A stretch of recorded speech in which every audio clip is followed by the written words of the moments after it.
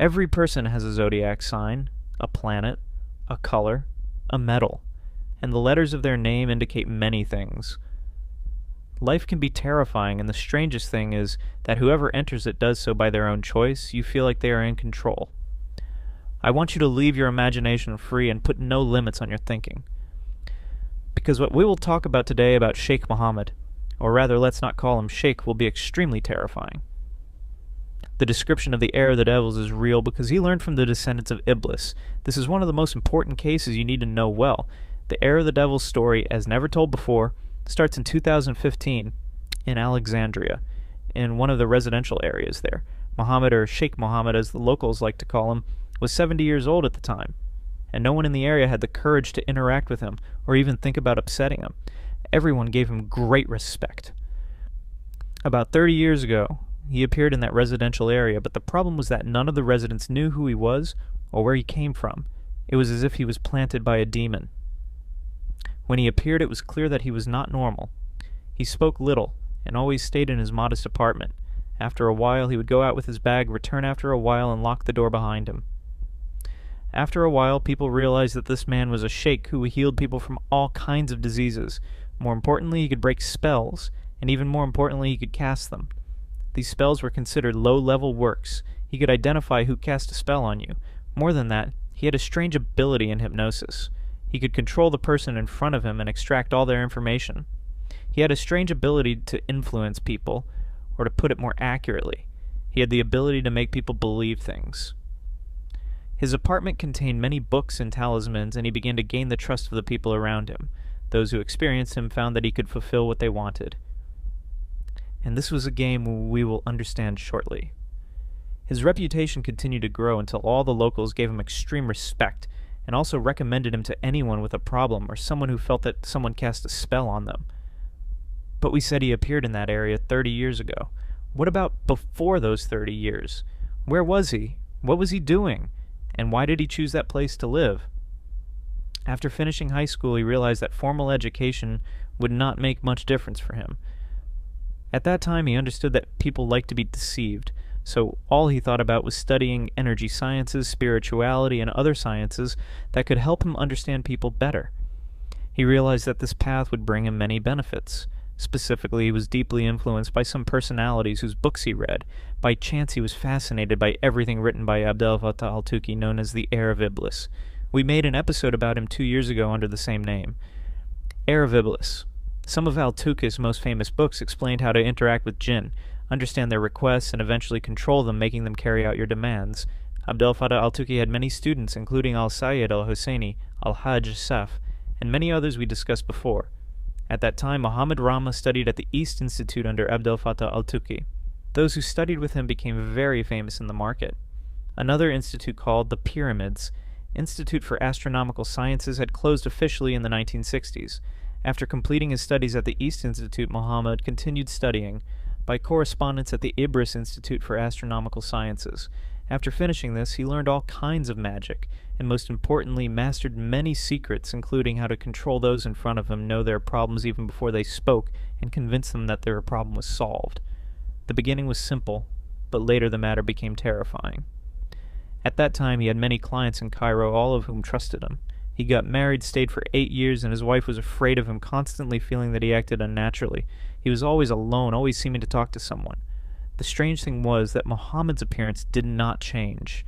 When we talked about him at the beginning, we said he was 70 years old at that time, but he looked like he was around 20 years younger, and over the years, his facial features remained almost the same. At first, he told his wife that he worked in a factory, but when she focused on him and saw books and papers with strange talismans, she realized that his work was not in a factory and that this was how he earned his money. Because of her fear and unwillingness to continue living that life, she asked for a divorce. He made her regret asking for it. He convinced her that he had cast a low-level spell so she would not marry anyone else, and that her life afterward would be a nightmare. He made her imagine seeing strange drawings on the walls, but because she was educated and convinced that it was not real, she chose the correct path: psychological therapy. When Muhammad saw her acting this way, he became very upset and threatened her that her life would completely collapse, but she remained firm in her decision and requested the divorce. After the divorce, she disappeared completely from his life. After a few months, Mohammed also disappeared entirely. Not even his clients knew where he went. After several years, he reappeared in Alexandria and chose the same residential area we mentioned at the beginning. When he reappeared in Alexandria 30 years ago, he was 40 years old. That period of marriage, divorce, work, and study all happened in his 20s. The years we don't know about, we will learn shortly. As we said, Mohammed soon gained control over the residents of the area in Alexandria. His progress at that time included new fields: numerology, astrology, spiritual healing, dealing with jinn and controlling them. The story with the people began with him selling protective rings. He called them spiritual rings that opened the door to sustenance, prevented envy, and protected the person from any harm. The ring's price started at $22 instead of 400 Egyptian pounds. At that time, this was considered very high, but he knew exactly how to sell it and to whom. Most of his clients were women who constantly heard about his power and his ability to fulfill their requests. Women would book sessions with him and ask for their requests. Mohammed would prepare the ring and give it to them. In the session, he could determine if they wanted stronger effects, which would cost extra. Instead of having just one jinn serving the ring, he could place more jinns on it. Over the years, Mohammed got married again, had children settled in the same area, bought a supermarket, and opened a laundry. All the money came from these spiritual rings. The smallest ring he sold cost $22 with one jinn serving it. As the requests increased, he would assign more jinns to the rings, raising the price up to $22,000 or more. Rings needed the periodic energy charging, so women would return them to recharge the energy. According to Sheikh Mohammed, each person has a metal in their personality: gold, silver, or copper. He also had special requirements. Every session with a woman had to be private. No one should know about it and no one should attend. Especially sessions involving jinn. Not ordinary ring-selling sessions. Mohammed would summon jinn which would speak to him, and he was the only one who could hear them. The jinn had demands that had to be fulfilled regardless of cost. One of the women felt that a very strong spell was cast on her and she could not remove it. She was convinced that someone had done it, so she wouldn't marry. She went to Sheikh Mohammed to find out who had cast the spell and whether it really existed. The session began and he wrote the letters of her name, then brought a paper and wrote talismans and strange words. He discovered that she was indeed under a spell preventing her from marrying, and no man could think of her. When she asked who did it, he told her he would ask the jinn. The jinn refused to answer until she brought certain items including gold, because her metal was gold, a certain type of incense, and a piece of underwear, because the person who cast the spell had used underwear. She left and brought these items for the next session. In the second session, Mohammed summoned the jinn, which described the characteristics of the spellcaster, but could not reveal their name. The descriptions matched many people, but she was convinced he had provided the solution. Over time, Mohammed had an assistant.